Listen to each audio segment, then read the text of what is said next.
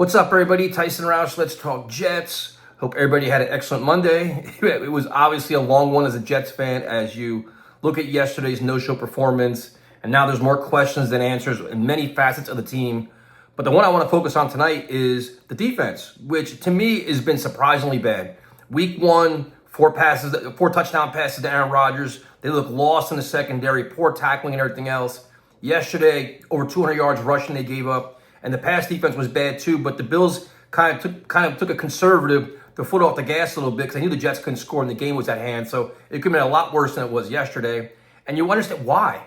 Because if you look at the staff, you kind of had a little bit more faith on the defensive side with Steve Wilks, veteran defensive coordinator, Aaron Glenn, defensive background. You figured they would maximize their resources, which they said they were going to do, to have a very competent defense. And usually in the NFL, the defense is ahead of the offense, which is clearly not the case here. So is it the personnel? Well, that can't be it either because the Jets have too much talent, and it wasn't like Aaron Glenn inherited a lot of bad talent or bad contracts or else. A lot of them was brought on by the Jets. Now look at the defensive line. You have Will McDonald, the guy that everybody universally respects, is an up-and-coming pass rusher defensive end. You have Jermaine Johnson, coming off an injury, but a very good player. Unfortunately, he got hurt yesterday. In the middle, you got Quincy Williams, all-pro talent, and Harrison Phillips, a quality player. So your defensive front has solid players. Maybe there's some depth issues, but Briggs has been very good as well. The linebackers were brought in. Jamie Sherwood, they paid Jamie Sherwood. They just gave Quincy Williams an incentive. Your linebackers are both highly paid. So you got what? You have 2 first-round picks, and you have 3 first-round picks on the defensive line.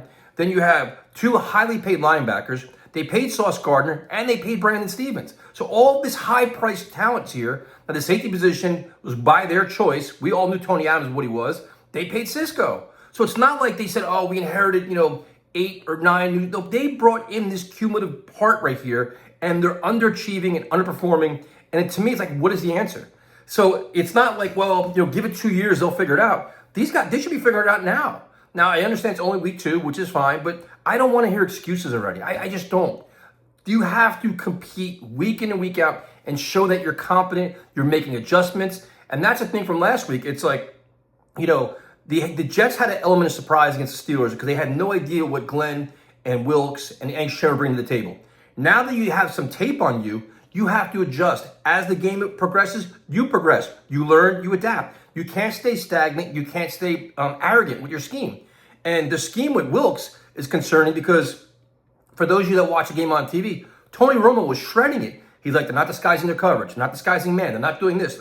It's like if they're seeing it in the booth and we're seeing it on TV, how do they not see it on the sideline?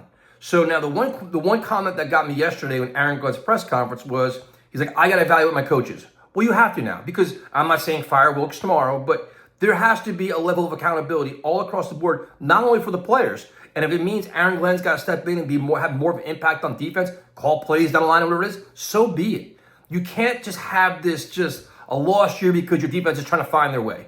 There's just far too much talent here. So let me know what you guys think. What's the biggest issue here? I know a lot of people are saying the Jets should have never hired Wilks. And I gave them credit for giving Aaron Glenn that experienced defensive guy that had a head coach background to be a sounding board.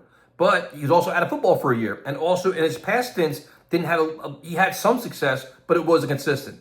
So you don't want to see this season get washed away because they're finding their way on defense. To me, it's just inexcusable. So yesterday could have been an anomaly, but it's been 2 weeks of bad defense. So let's see how they handle it. But really, really disappointing, man, on so many levels.